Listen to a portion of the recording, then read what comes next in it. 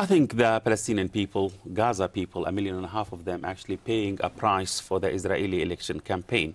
Mrs.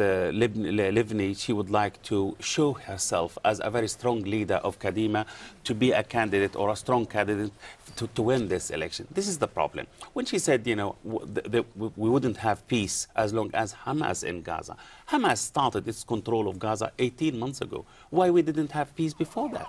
Why the Israeli actually derailed the peace process, the negotiation with a moderate pragmatist leader like Mahmoud Abbas. So this is the problem. I believe she actually gave a very, very grim picture of what will happen in the coming few hours, maybe, if not few days. So it seems the Israelis are preparing themselves for more air raids, more actually ground attacks against the Palestinians there. And this, now we have about 300 people killed. God knows how many people are going to be killed. Well, we've seen the attacks assembling at various points on the border between the two sides. Do you think that this ground offensive is imminent? She didn't rule it out in that interview. I believe it is imminent. We know that the Israelis are counting on surprises. They surprised Hamas and the Palestinians by their air raids, which left, as I said, you know, about 300 people and about 800 people injured. So I'm not surprised if the Israeli actually, or the Israeli tanks start to roll in Gaza any minutes now, because air raids wouldn't actually determine the situation. It wouldn't actually give the Israelis what they want. As long as, you know, if they don't send their tanks there and reoccupy Gaza, they wouldn't actually change the realities, as Mrs. Livni said. But the morning after, what the Israelis are going to do after they are going to occupy Gaza, even if they are going to neutralize Hamas, which is impossible. I mean, the American could not neutralize Al-Qaeda in Afghanistan, Taliban in Afghanistan, or in Iraq. So I don't believe the Israeli will achieve this. They invaded Gaza, they occupied Gaza, but they could not put an end to the resistance. The only solution is negotiation. I'm surprised she said, you know, there is no negotiation, just war. Israel managed to negotiate with Hamas. They struck a deal, 6 months of truce with Hamas, but the Hamas actually controlled other factions. So why they don't talk peace? It is election.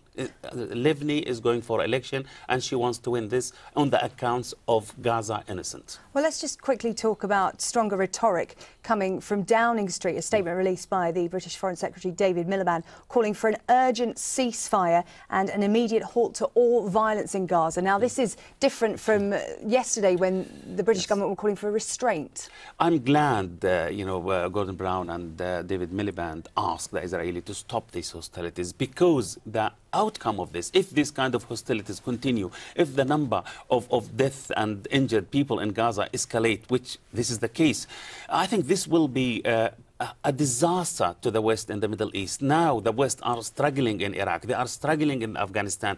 The Muslim world are really in a very, very anger situation, frustration. So now to have a problem in Gaza in such a very, very critical timing, a new American president is coming, I think it will revolutionize the whole of the Middle East. The Arab foreign ministers are meeting on Wednesday, and then there could be an Arab summit conference on Friday. The Arab moderate leaders, the Western allies in the Middle East are hugely embarrassed by these Israeli atrocities against the Gaza Strip. The people in the streets in the Arab world are really now in a state of anger, demonstration everywhere, and they are exerting pressures on their leader to do something. So this Israeli attacks radicalizing the whole of the Middle East. For what? You know, for Tzipi Livni to win the election, for Ehud Barak, the defense minister, to be seen as a strong defense minister of Israel. I think, you know, the whole international community could pay a heavy price for these Israeli incursions.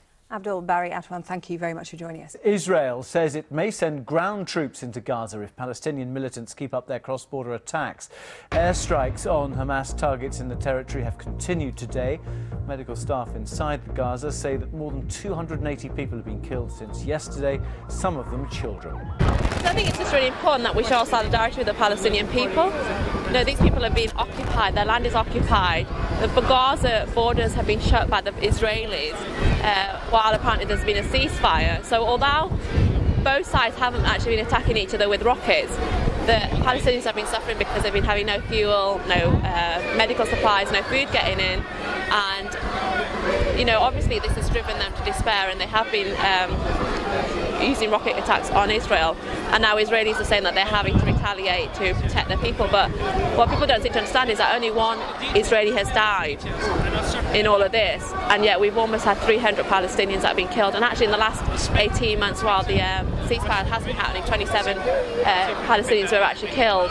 And I think this is something that doesn't get out. So I think it's important that even though the world's media and the leaders are quiet, the people of the world are standing in solidarity with Palestine, and will continue to stand in solidarity, because without any justice for the Palestinian people, you can't really have peace in the area. Because the world doesn't say anything, the world's media is so quiet on the issue, the world's leaders are so quiet that it's so easy. You know, I was watching the coverage this morning, and the Israelis kept talking about Hamas being a terrorist organisation, and they were using the same language you hear around the world on terror. But the point is, Hamas were elected as a government by the Palestinian people, and these are people that, you know, yes, Hamas did have links to terrorist organisations, but also they're the only humanitarian aid that the Palestinians are getting, and yet they're being tarred by not just the Israelis, but I think by the world leaders as well. And I think that's why Israel gets away with it, because there isn't any just coverage around the world. I think demonstrations like this are absolutely vital. I think it's quite commendable that at such short notice several hundred people have turned up, and it's to remind the Palestinian people that they are not forgotten even in their darkest hours, and also to give us an opportunity to vent our anger at the situation. I am hopeful that out of this dark hour at least some good will come. We have heard news that among the various Arab countries there have been absolutely huge demonstrations and outpourings of anger, and one would hope that that anger will translate into pressure on the governments, and that Israel will be forced to retreat and to negotiate for a just solution. But at the moment we're all just numb with anger and shock at the images that we've seen on television, and this is our way of telling the Palestinians that we are with them and we shall always be with them, whatever the conditions that are imposed on them. Broke a ceasefire agreement by blockading Gaza. Ordinary Palestinians call what is happening collective punishment. If air power does not break Hamas, then the Israelis may go into Gaza on the ground. Even with this firepower, they would struggle. The tanks and infantry would be vulnerable to guerrilla warfare as they fought street by street, and the civilian casualties would grow. International calls to halt the fighting grow louder, but neither side has finished yet. The Israelis are calling up thousands of reservists. Hamas is saying it will unleash hell on Israel. Tim Marshall, Sky News, on the Gaza-Israeli border.